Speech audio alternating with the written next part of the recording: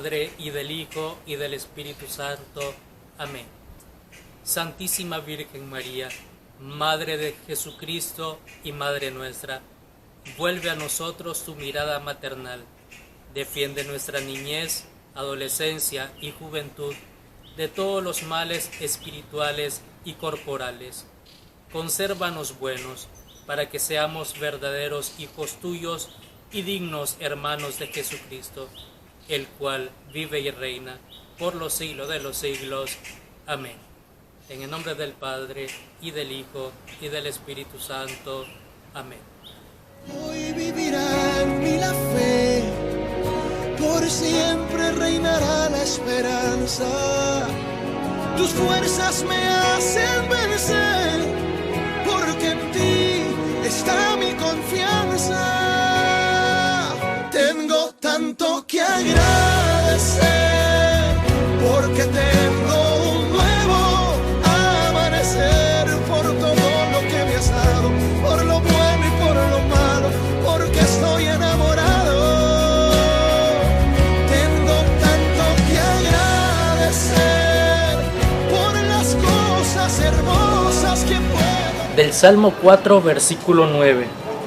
Me acuesto en paz y enseguida me duermo, pues tú solo, Señor, me haces vivir tranquilo. Este salmo es una oración del justo rodeado de malvados. El Señor no falla a los que han optado por Él.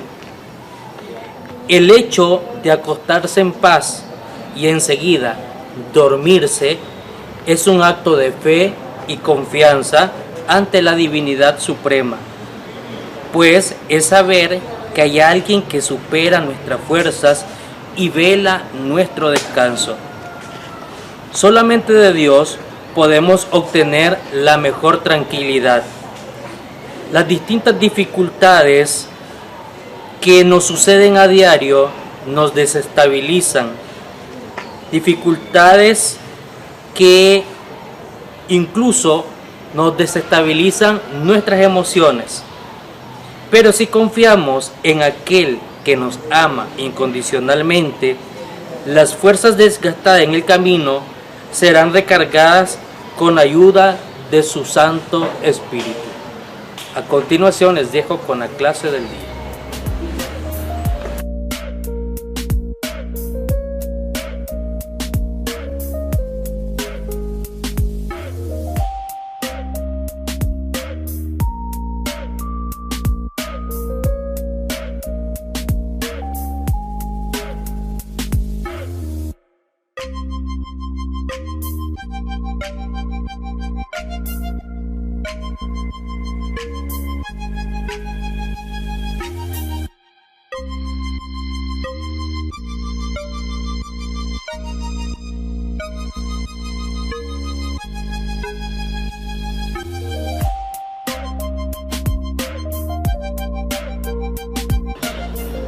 Buenas tardes, queridos alumnos del noveno grado. Bienvenidos a una sesión más de lengua y literatura. Hoy vamos a estudiar la unidad número 7, que comprende al género, se llama Disfrutemos y aprendamos de los géneros líricos.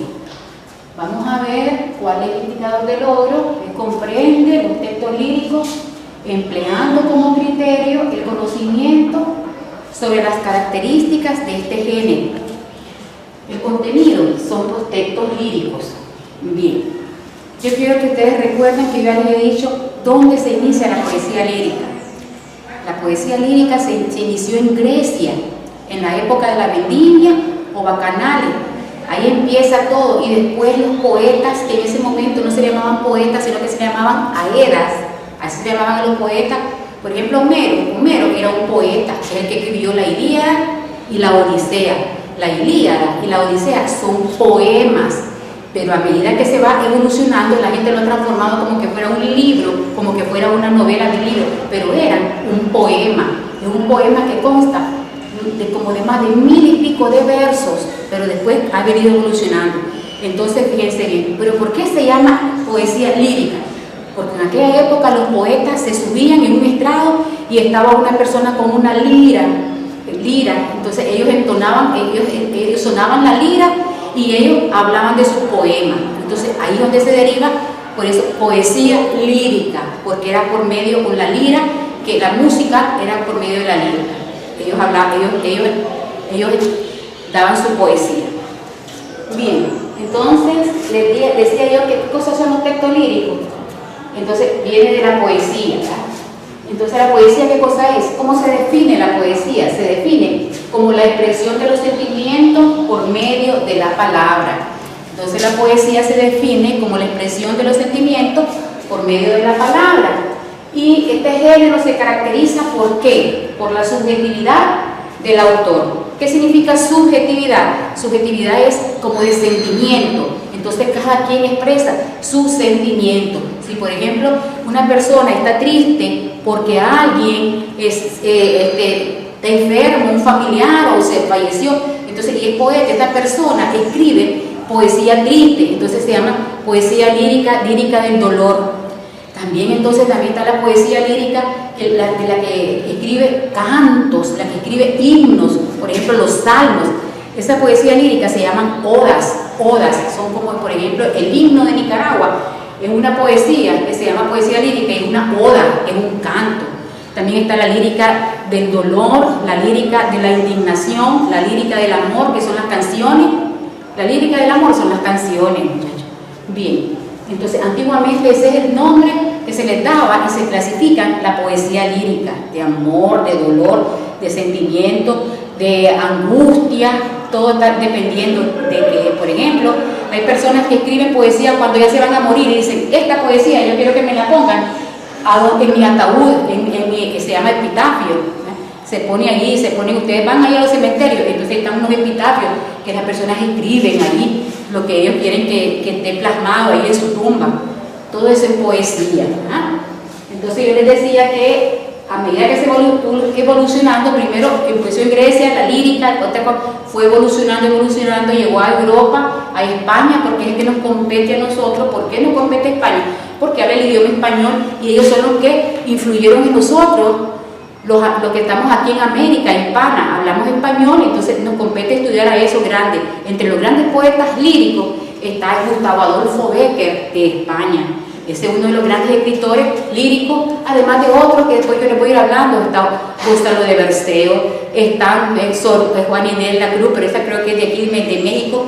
La cosa que ahí se va venido, pero se ha venido evolucionando y traspasando de generación en generación hasta llegar a nuestros días. ¿Qué nos toca a nosotros? Por ejemplo, a nosotros nos toca ver, por ejemplo, lo más importante, que es el modernismo. ¿Qué es el modernismo? El modernismo es un movimiento literario. Pero para que este movimiento literario, que es el modernismo, se fundara, tenían que haber unos iniciadores, o sea que son los que siembran la base. ¿Quiénes son esos iniciadores que sembraron esa base? Entre otros está el famoso José Martí de Cuba, muy famoso este escritor, José Martí. Está también otro de Cuba, Julián del Casals. Está un colombiano que se llama José Asunción Silva. Está un mexicano que se llama Manuel Gutiérrez Nájera. Todo esto eran los que sembraron la base con otros más del modernismo, pero el que funda el movimiento es nuestro nicaragüense, y por eso es grande, nuestro gran Rubén Darío funda el movimiento. Con ayuda de estos cuatro, él es el que lo funda. ¿Y con qué se inicia el modernismo? Con el libro Azul, que por cierto nuestro poeta estaba en ese momento en Chile, y ahí es donde él inicia, y es el punto de partida del movimiento modernista. ¿En qué año? En 1888, cuando se publica en Valparaíso, Chile. Creo que fue el 29 de junio de 1888. Eso es bien importante que lo tengan. Cuando se inicia el modernismo por nuestro gran poeta Rubén Darío. Entonces ahorita quiero un fragmentito de este poema, de esta estrofita que va en su guía, y lo voy a analizar porque esto va en la guía de ustedes. Este es poema 9 del gran José Martí. Entonces dice: quiero la sombra del alma, cantar este cuento en flor, la niña de Guatemala, la que murió de amor. Entonces lo vamos a analizar, yo les mando a versificar. Entonces vamos a ver cómo es la versificación. Entonces, 1 sin alefa, 2, 3, 4, 5, 6, 7, 8. ¿Cuánto tiene? 8 sílabas métricas. Vamos al siguiente. 1, 2, esto no me sirve. 3, 4, 5, 6, 7. 7, pero como es aguda, más 1, 8. 8 sílabas métricas. 1, 2, 3, 4, 5, 6, 7, 8. 8 sílabas métricas. 1, 2, 3, 4, 5. Aquí es una letra, 5, 6. Entonces, amor, murió, la que murió de amor. 1, 2, 3, 4, 5. Vamos a ponerla aquí 5, 6, 7 más 1, 8. 8 sílabas métricas. Entonces, aquí podemos ver que este poema tiene 8 sílabas métricas. Entonces, tenemos aquí la siguiente. Vamos a leerlo. Eran delirios los ramos y las orlas de reseda y de jazmín. La enterramos en una caja de seda. Entonces, este poemita, ustedes lo van a analizar, lo van a dividir todo en sílabas métricas, tienen que fijarse bien la ley del acento final del verso, que si la palabra final del verso es aguda, como está aquí, amor y el flor, le suman una sílaba. Si es grave, queda igual. Y si es esdrújula, le restan una. Siempre ustedes deben de fijarse en esa versificación. ¿Por qué muchos no la hacen y por eso no sacan completa la guía? Porque solamente lo que hacen nada más es ponerle ni copian el poema. Y el poema ustedes lo tienen que copiar en su guía, lo tienen que recopiar para cuando me lo presenten a mí y yo lo tengo que ver en la sílaba métrica, porque eso vale un puntaje. Además de las preguntas que salen ahí en la guía, que es cómo buscar el significado de las palabras, que es orlas, candente, anda, jazmín, tandas y desmemoriado. Y de esa van a elaborar fichas de vocabulario de todas esas palabras. Y después van a determinar por contexto. Si ustedes bien saben, una palabra por contexto, por ejemplo, cuento. Él dice aquí, ¿qué cosa es cuento? Bueno, cuento es una narración en prosa, pero por contexto es algo que se habla, que se está contando, que se habla. Entonces, el significado ustedes lo sacan por contexto, o sea, por lo que sale ahí en el texto, no es que lo van a buscar en el diccionario. Eso tiene que tener bien cuidado cuando es significado por contexto, significado contextual por el texto. ¿Ya? Después dice cuántas estrofas tiene el poema, ustedes le van a contar las estrofas. Yo solamente copié la primera estrofa. Recuerden que la estrofa es un conjunto de versos, hay un espacio, ahí va otra estrofa. Entonces eso se llaman estrofas. Y las líneas, ¿se acuerdan? Las líneas son los versos. Cada línea, por ejemplo, aquí hay 4 versos. 1, 2, 3, 4 versos, una estrofa. Recuerden eso que es bien importante. Como en la versificación, ya estamos vislumbrando que parece que fueran 8, generalmente el modernismo tiene eso, que es una versificación bien regular, o sea, casi todos tienen el mismo número de versos. Por el nombre, ¿cómo se llaman? Octosílabos. ¿Cómo se llaman esos versos por el nombre? Octosílabos, de 8, octos. Si fuera de 9, NA-sílabos. Si fueran de 10, decasílabos. Si fueran de 11, endecasílabos. Si son de 12, dodecasílabos. Y así sucesivamente. Recuerden, arte mayor de 9 para arriba. Arte menor de 2 a 8. Esto es de arte menor porque es de 8. Si fuera de 9, fuera de arte mayor. Hay que tener en cuenta, eso es bien importante, lo que son de arte menor y arte mayor. Si fuera de 14 se le llaman alejandrinos, ¿verdad? Si fueran de 14 sílabas. Entonces después ustedes ahí salen cómo es la rima, podemos ver una rima bien regular. Ala con Guatemala, flor con amor. Miren, es una rima bien consonante. ¿Por qué? Porque riman el primer verso, rima con el tercero y el segundo con el cuarto. Entonces eso es bien importante cuando riman las palabras finales de verso, se llama la rima, la palabra final, ala, flor, flor. Eso es bien importante. Después dice, se leen otras preguntas como figura literaria. Ya ustedes bien saben que en el próximo segmento vamos a estar trabajando con las figuras literarias, aunque yo les di alguna, vamos a ir trabajando con eso, muchachos.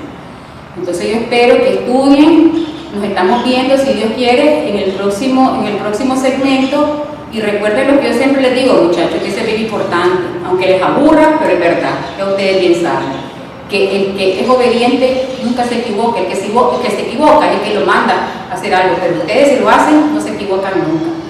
Nos vemos, muchachos.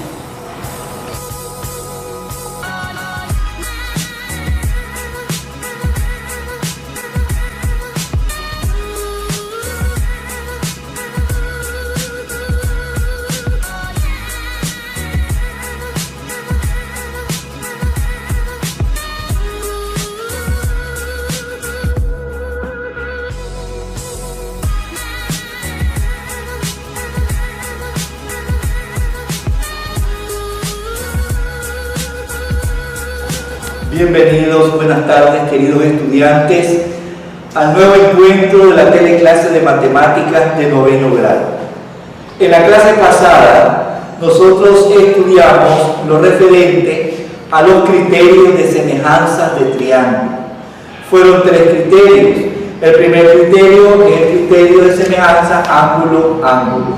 El segundo criterio es el criterio de semejanza lado-ángulo-lado.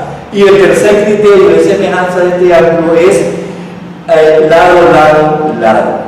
Hoy vamos a ver un ejemplo de la aplicación de la semejanza de triángulo de acuerdo al criterio que estudiamos. Tenemos aquí disecado los triángulos RQP y el triángulo CAB. Demuestre que son semejantes y qué criterio se aplica de la semejanza entre ellos. Entonces, el lado PR del triángulo pequeño mide 3, el lado PQ del triángulo pequeño mide 5 y el ángulo comprendido, que es el ángulo P entre PR y PQ, mide 80 grados. En el triángulo grande, el lado AC mide 7.5, el lado AB mide 12.5 y el ángulo comprendido entre estos dos lados también mide 80 grados. Entonces, formamos nosotros las razones. Vamos a encontrar en primer lugar las razones. La razón PR es ACA. Entonces dice PR mide 3 y CA 7.5. Al dividir 3 entre 7.5 nos da una razón de 0.4, o sea, 4 décimas. Luego, la razón del lado PQ del triángulo pequeño es al lado AB del triángulo grande. Sustituyendo, QP vale 5 y AB 12.5. Al dividir 5 entre 12.5, nuestra razón es de 0.4, o sea, 4 décimas, igual a la razón entre los dos segmentos de los mismos triángulos. El ángulo P del triángulo primero, o el más pequeño, es igual al ángulo A del triángulo segundo. Por lo tanto, la medida del ángulo B es igual a la medida del ángulo A, o sea, son congruentes porque tienen la misma medida. El ángulo B mide 80, que es igual al ángulo A, que es 80. Entonces, el criterio de semejanza del triángulo, si los dos triángulos son semejantes, gracias al criterio lado, ángulo, lado, que se denomina LAL. Entonces, tenemos nosotros la aplicación de uno de los criterios que hemos estudiado de semejanza de triángulo, deseándoles a ustedes muchas felicidades en el mes de la patria y que se esfuercen por resolver las guías correspondientes.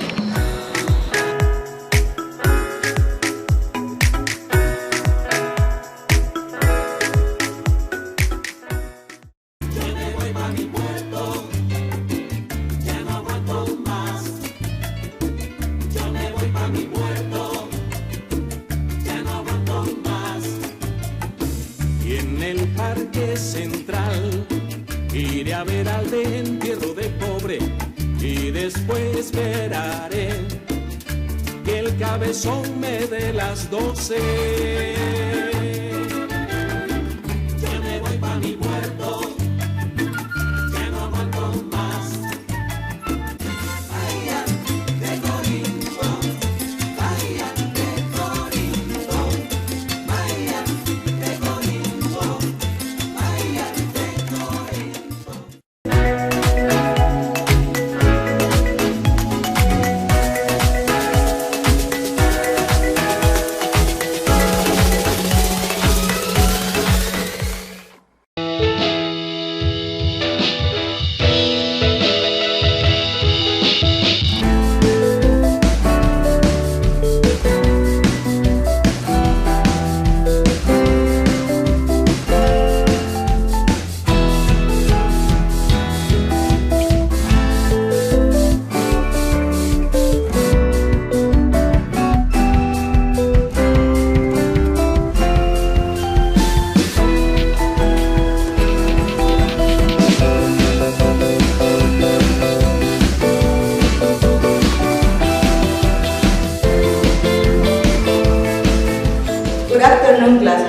today? Well, today we continue Unit 7. Sorry, the Unit 7 is, I didn't write it. That is the topic. This is the topic, present perfect. Add present perfect and adverbs. Then we're going to do the present perfect. The present perfect is made up the verb have and a past participle. We use it to refer to an identified time in the past. This is like when something happened but you don't know when it happened. Cuando pasó, you don't know the time. So you use the pronoun contraction have plus past participle to Canada. I've been to Canada. I visited Canada. In contrast, use the simple past tense to indicate a specific time in the past. Like you say, el mes pasado, la semana pasada, ayer, those are specific time. So you're going to use the simple past tense. I was in Canada last year. I visited Canada last year. Now we're going to introduce the affirmative sentences. How they are built, the structure, the grammar structure is: first you write the pronoun, then verb, have or has. You know, if the pronoun is the third person, you have to use has, then the past participle and the complement. In this case, I did the first one. I have been to Canada. The negative form is the same as the affirmative, so you want to add the negative, the not in contraction to the auxiliary verb, in this case, have. So you write first the pronoun, verb, has, have or hasn't, having or hasn't, the past participle, and the complement. He hasn't been to Paris. The question, in this case, the question, you twist. You first write the verb, have or has, then you change to the pronoun, plus participle, más complement, más question mark. In the short answer, you have yes, we, I, they have, yes, he, she has. And the negative form is no, we, they, I haven't, no, he, she hasn't. Now, the adverb, I ate the ever. Ever means at any time, cualquier momento, cualquier tiempo, at any time. It often used in a question in the present perfect. Have you ever been to Canada? You see, the ever goes before the past participle, the verb past participle is going to go before, always. Yes, I have. No, I haven't. If you want to emphasize more, you write never. I never, nunca, I've never been to Canada. Yo nunca he ido a Canadá, nunca, never. Now, for regular verbs, the past participle ends in ed.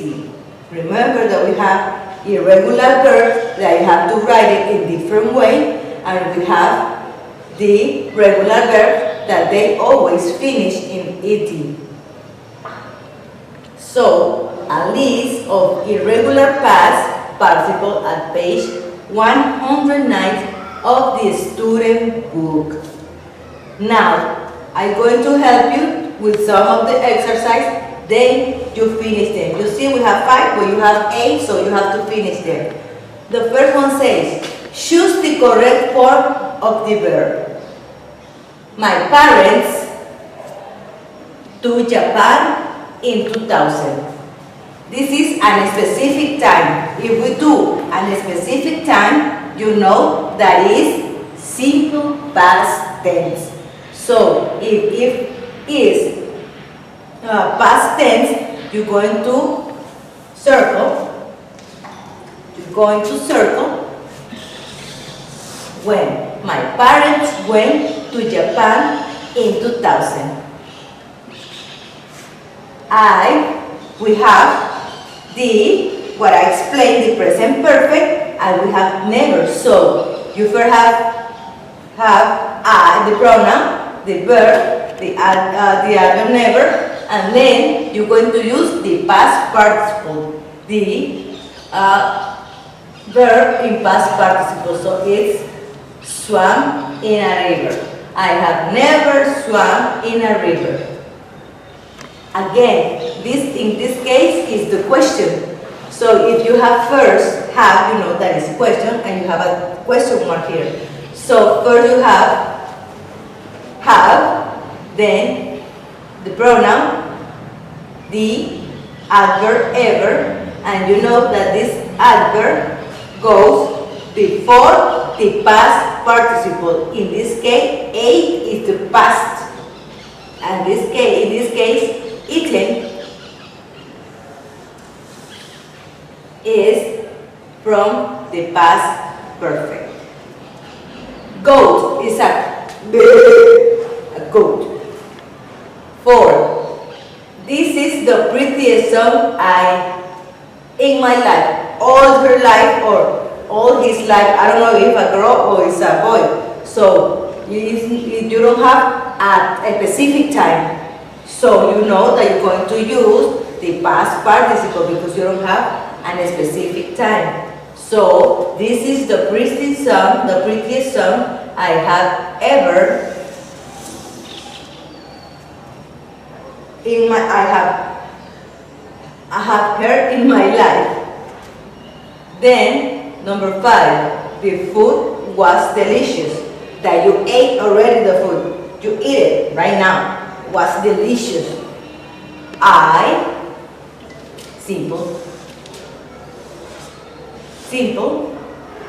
Simple past because it's delicious. You ate it already. So you ate too much. I ate too much. And number letter B, page 54, you have the clues. If you know that you have the clues, how you're going to do a question. So if we go back to the question, we will see that we have first the verb, then the pronoun, past participle, and the complement. So let's write it here. We have the pronoun, we have the verb, and the name of the girl, the boy. I don't know if it's a boy or a girl. So you met, you change. You're going to do question. So what we have first? If you have you know that the verb is have. Then next is the pronoun. Have you. Then you're going to write past participle. Have you met? You change.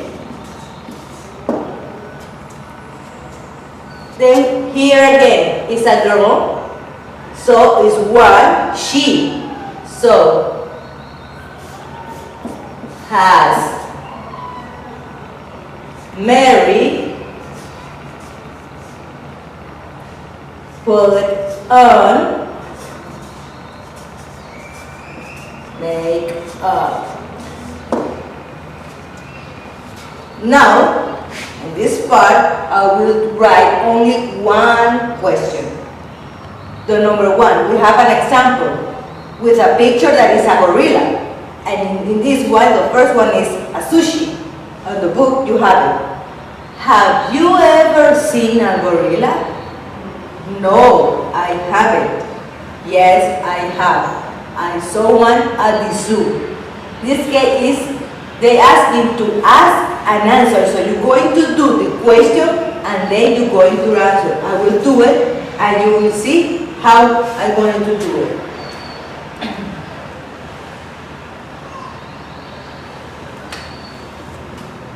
Here, number 1, you're going to use have. The first one is the verb have. Then the pronoun, Have you, what comes before? We will say, have you ever eaten sushi?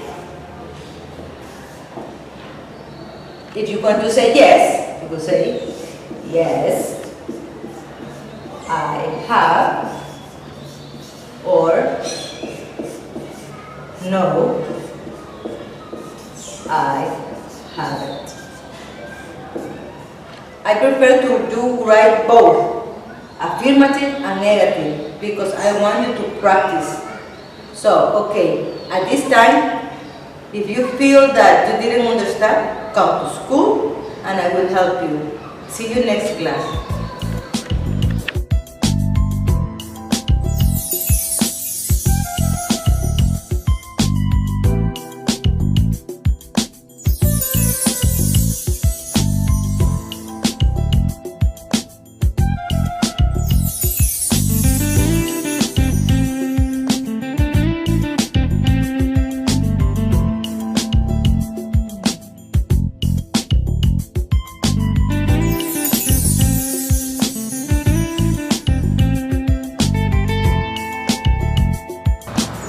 Continuamos con el momento requerido variado.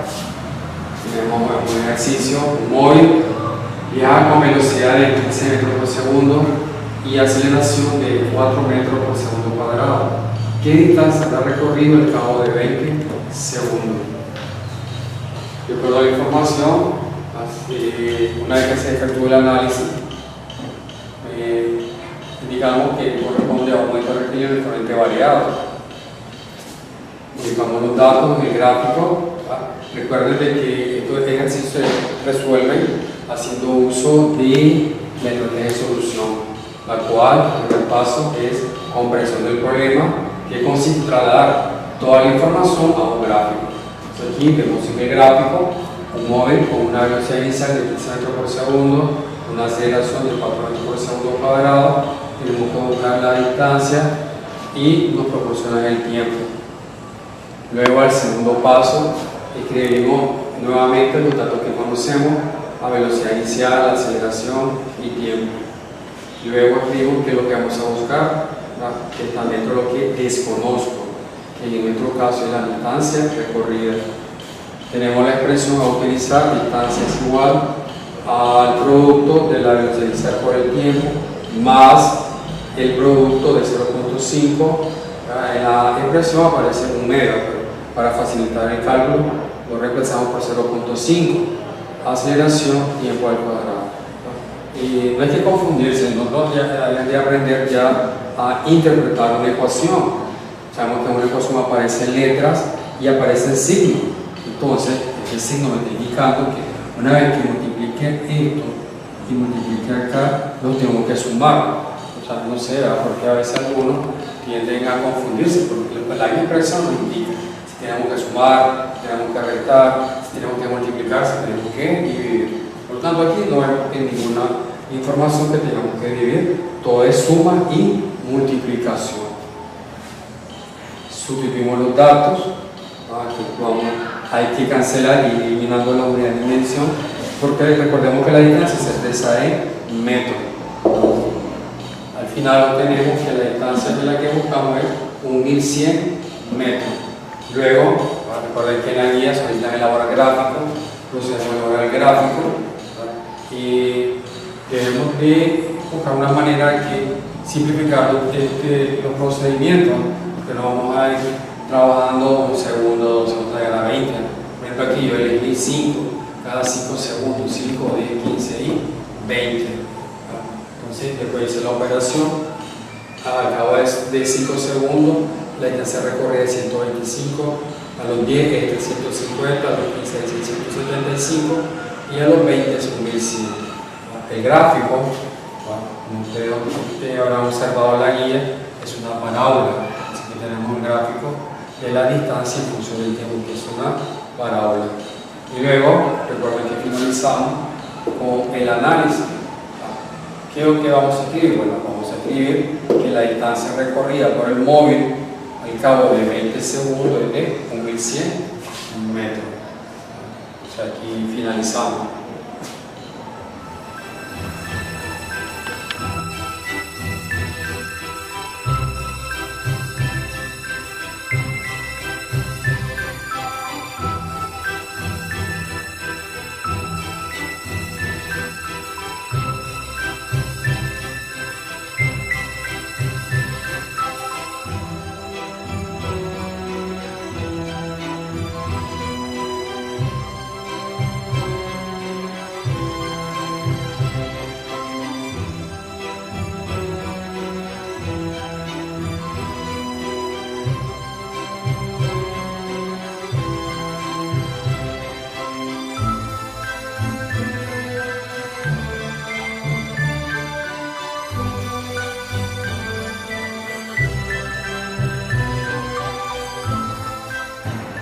Sean bienvenidos estudiantes de noveno grado a la clase de Historia Universal.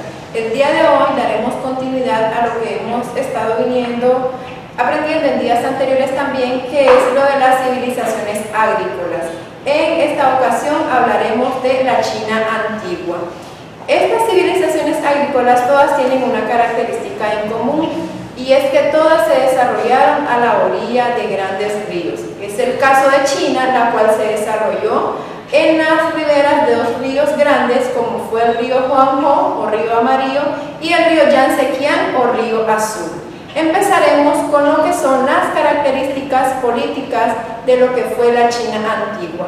Y dentro de las características políticas tenemos que la civilización china o el imperio que se desarrolló en este lugar vivió 22 dinastías o 22 familias que fueron las que tenían el poder político, pero hablaremos de las más importantes. La primera, la dinastía Shang, que se desarrolló en el 1523 al 1020 a.C., fue la primera dinastía histórica en esa época. Luego tenemos la dinastía Zhou, del 1028 al 221 a.C. Durante esta etapa se desató una etapa de luchas y guerras. Tenemos la dinastía Qin o Qin, en el 211 al 206 a.C.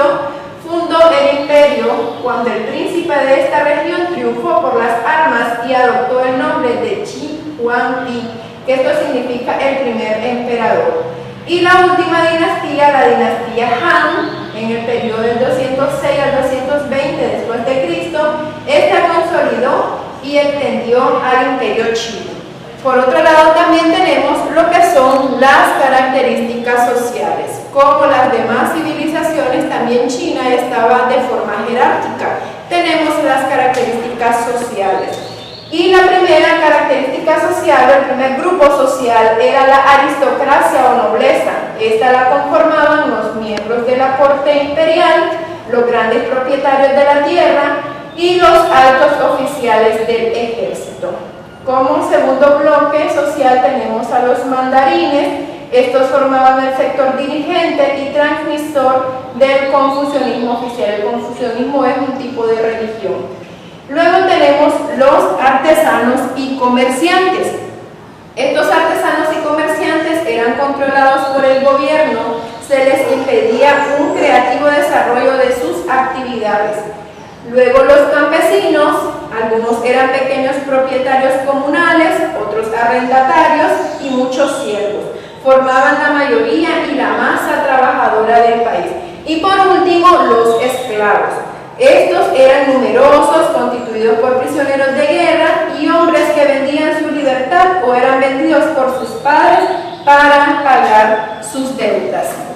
También dentro de lo que fue la estructura económica, la civilización china, por estar entre dos ríos, la llanura en que ésta se asentó era demasiado fértil, lo que hizo propicia las actividades económicas que se llevaban a cabo en este lugar. Dentro de las actividades económicas tenemos que la economía era agraria y las cosechas eran reguladas y vigiladas por el Estado.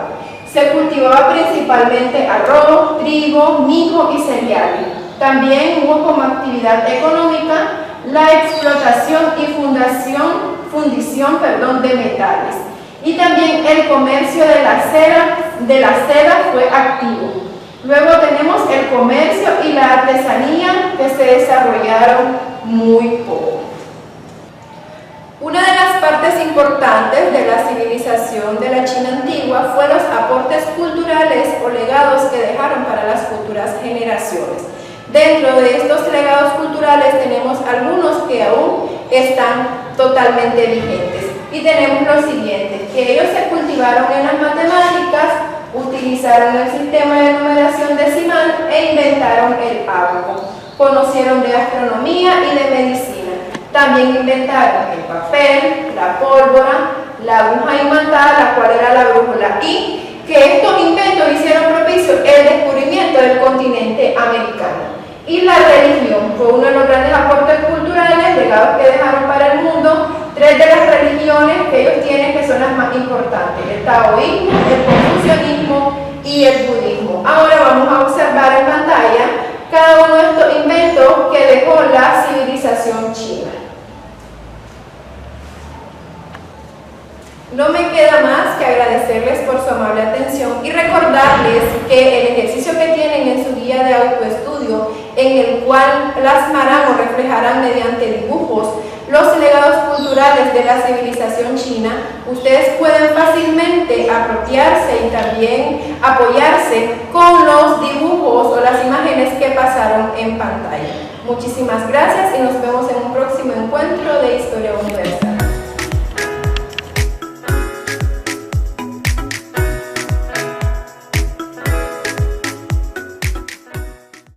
Con tan solo herramientas primitivas, la arquitectura de Dios creó un vistazo del cielo en la tierra. Esta es la historia de la Catedral de León y los protagonistas que dejaron su nombre tallado en piedra. La Virgen, cuando sintió que se acababan sus días en esta tierra, convocó a los apóstoles y, congregados en torno a ella, junto a su lecho en Jerusalén, se despidió de todos ellos y se durmió. Documentales católicos.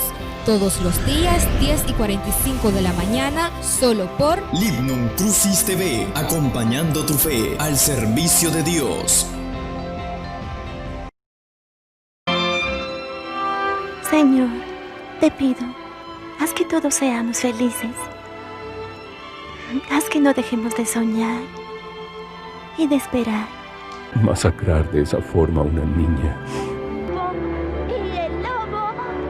¿Cómo se puede haber llegado a tanto? Dime que me quieres. Dímelo. Dios no lo quiere. Es un pecado. Te digo, hoy Lo perdono. Y lo quiero cerca de mí en el paraíso. Cine Crucis. Todos los días, 8 de la noche. Solo por Libnum Crucis TV, acompañando tu fe al servicio de Dios.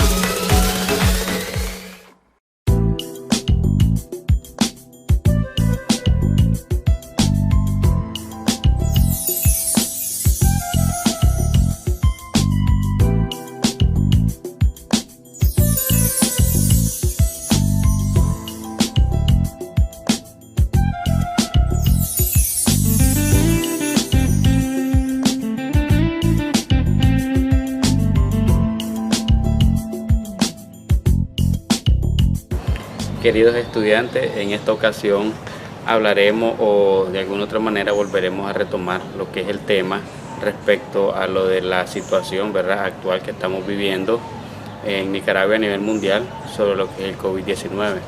¿Por qué vamos a tocar en este caso esta situación? A nivel de consejería pues se han venido trabajando diversos temas mediante las teleclases, pero hoy pretendemos de alguna u otra forma recordarles a ustedes que esta nueva modalidad o forma de estudio que estamos teniendo actualmente mediante las teleclases y la guía se hizo con el objetivo de buscar una prevención. ¿Prevenir qué? Prevenir lo que es los niveles de contagio con respecto al COVID-19.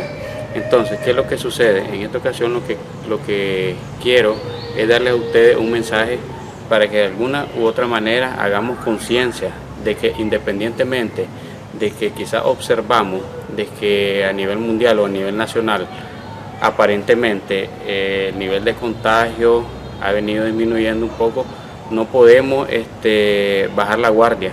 ¿Por qué digo esto? Es simple.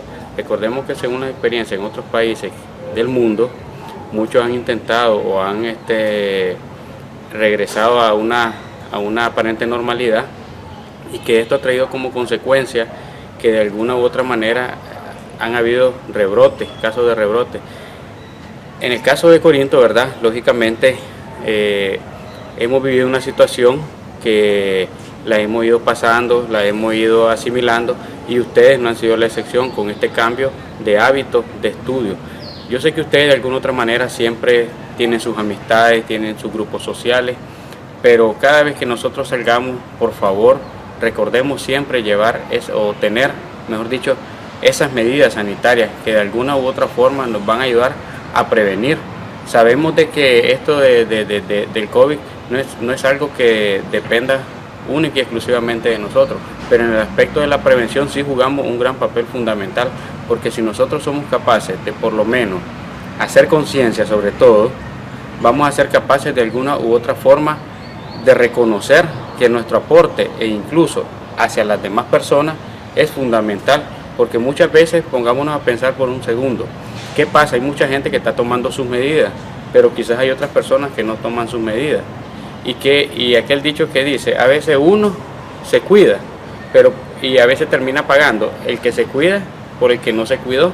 Entonces esta ley de alguna u otra manera debemos de buscar cómo hacer de que no se dé pues a nivel negativo, sino que a nivel positivo. Si unas personas están siendo conscientes y están siendo capaces de cuidarse, entonces debemos también nosotros, vuelvo y repito, tener esa conciencia y ver de que nosotros jugamos un papel prácticamente fundamental en el caso de ustedes como adolescentes, porque de alguna u otra manera está comprobado que los mayores portadores son en esta edad, y cualquiera puede ser portador, pero la etapa de la adolescencia es donde se considera que hay más riesgo de contagio, y porque sus defensas están mejor que la de un adulto ya de arriba de 45 años, entonces le provoca o la tasa de mortalidad es menor.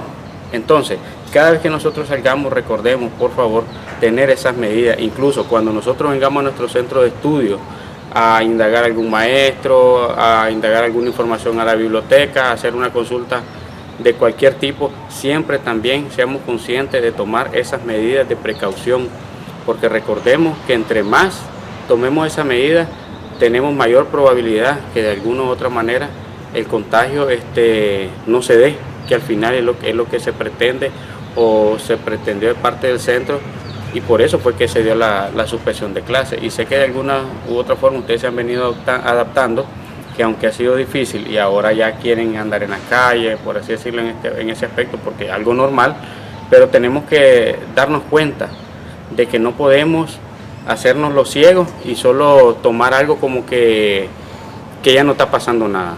Al final eso es el mensaje, de que no nos metamos en nuestra cabecita como que esto ya pasó y que ya no va a suceder, al contrario, sino de que tenemos que ver, como muchos dicen, aprender a convivir con esto, y de alguna u otra manera, ¿cuál va a ser el beneficio de esta situación? Sacarle lo positivo, el cuidado a la salud, pues tomar estas medidas preventivas, lo de lavarse las manos, que de alguna u otra manera muchas personas no lo hacían. Entonces esas son las cosas positivas que tenemos que ver de esto, y también el acercamiento y la comunicación con la familia de las situaciones que estamos viviendo día a día. Y otro beneficio es con respecto a las escuelas, que cuando con la guía nuestros padres nos deben apoyar, y esto va a ayudar a la armonía familiar y a tener una mejor unidad. Muchas gracias.